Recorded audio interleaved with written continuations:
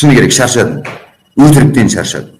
Ертең күнде таңертең тұрып алып, бала шағамның оқуы қымбатта кеткен жоқ па? Қалай оқиды екен? Кредитті қалай төлейміз? Ойбай, мынау жұмыс не болады екен? Кімге барып жағым сынсам екен? Кімге барып пара берсем екен? Қалай не істесем екен? Ертең Қытай басып кетсе қалай істеймін? Нанды қайдан табамын деп өмір сүруден шаршадым мен. Біресе көбі өздері не үшін сайлауға түсіп жатқандарын өздері білмейтін адамдар, көбі шынымен білетін адамдар жай әншейін түсіп жатқан. Ертең ары қарай бірдеңесі болады деген. Ұлттың тағдырына бейғам қарамайтын, ертең болашақ не болады деп ойланатын адамдар болғандықтан қасында. Кеше сұрақ қойып жатыр, неге митингіде Әміржан Қосанов жоқ деп. Жоқ болған өте дұрыс болды. Қазір онсыз да өзі шикілік таба алмай отыр сол жақтан, осын қайтып құрып жіберсек екен, осын қайтып жолатпай тастасақ екен деп. Сондықтан қазір өте сақ болу керек. Сіз кімге дауыс бересіз? Мен айтып отырмын ғой, мен өз дауысымды, екі дауысым болса екеуін де беретін едім. Әзір өкінішке орай бір-ақ дауысым бар. Мен Әміржан Қосановқа беремін, ол ешқандай даусыз нәрсе. Шыны керек шаршадым. Өтіріктен шаршадым. Ертең күнде таңертең тұрып алып, бала шағамның оқуы қымбатта кеткен жоқ па? Қалай оқиды екен? Кредитті қалай төлейміз? Ойбай, мынау жұмыс не болады екен? Кімге барып жағым сынсам екен? Кімге барып пара берсем екен? Қалай не істесем екен? Ертең Қытай басып кетсе қалай істеймін? Нанды қайдан табамын деп өмір сүруден шаршадым мен, ағайындар, шыны керек.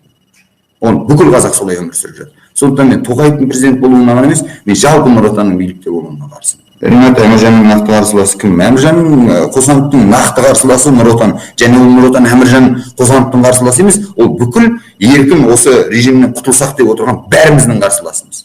Бірақ нәрсе айтатын. Осы сайлауға бейжай қарасақ, ағайындар, онда тағы осылай бұдан да жаман 30 жыл өмір сүруге дайындала беріңіздер. Өйткені басқа ешқандай перспектива көріп тұрған жоқпын мен бұл биліктен. 28 жылдың ішінде осы қазіргі билік бір ауыз толтырып айтатындай бір жетістік әкелген жоқ Қазақстанға. Сондықтан қазір не қылды біз? Бәріміз мал секілдіміз. Ең болмаса бір қаланың атын өзгертсе де санаспайды, жерді сатса да санаспайды, халықпен сайлау өткізсе де санаспайды. Онда бәріміздің құлағымыз сырғалап, түгендеп қойсын да далаға жайып жіберсін, андасында бір қайырып отырсын, малдан қай жеріміз келмей үйтіп істей беретін болса. Егер біздің балаларымыз білімі жетіп тұрып түсіп тұрған оқуын ақшасыз оқи алмайтын болса, егер біздің кәртейген кемпір шалдарымыз бойынан әлі қуаты кеткенде барып емделе алмайтын болса, бір тиын ақша бермейді. Біздің жаңа туып жатқан балаларымызды тастап кетіп жатқан ата-анасын жарайды оны тәрбиелей алмадық, балаларды шетелге сатпай, аман есен қылып, ауру сырқау қылмай, солардың детдомдағы нанын ұрламай өсіре алмайтын болса, не жетістікке жеттік деп айта алады қазіргі билік. Сондықтан бұл жерде біреудің былай емес, менің өзімнің пікірім, таза қазіргі биліктен жалыққан адам болатын болса, осы биліктен жоқ, мен бұл режимнен құтыламын, басқаша өмір сүріп көрейін дейтін адам болса, онда ол осы жақты қолдайды деп ойлаймын, өз басым. Ешкімде ешқайды күтпеймін, ешкімге былай болсын демеймін, тек өз пікірімді ғана айтып отырмын. Барлықтарыңызға көп рахмет, өстіп қолдау. Көзіңді аш, оян қазақ, көтер басты, өткізбей қараңғыда бекер жасты, жер кетті, дін нашарлап, хал қарам боп, қазағым енді жату жарамасты.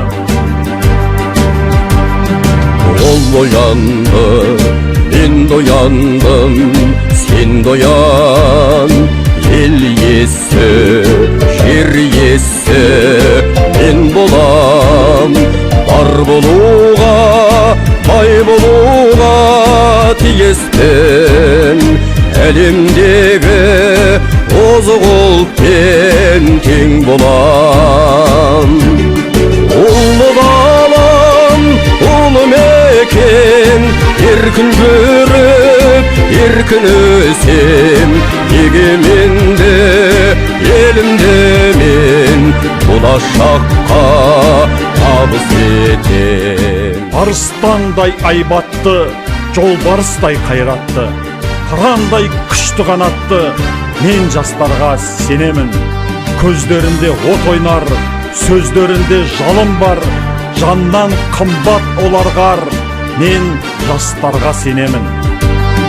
Білімді ел, Бірлікте ел, батал ел, еңбекқор ел, табысты ел, саналы ел.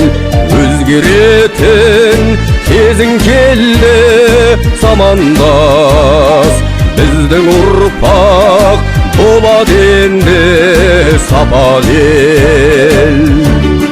Ұлы далам, ұлы мекен, еркін жүріп, еркін өсем, егеменді елімді мен болашаққа табыс етем. Мен біткен ойпаң жерге алас ағаш, емеспін жемісі көп тамаша ағаш. Қалғанша жарты жаңқам мен сенікі, пайдалан шаруаңа жара салаш.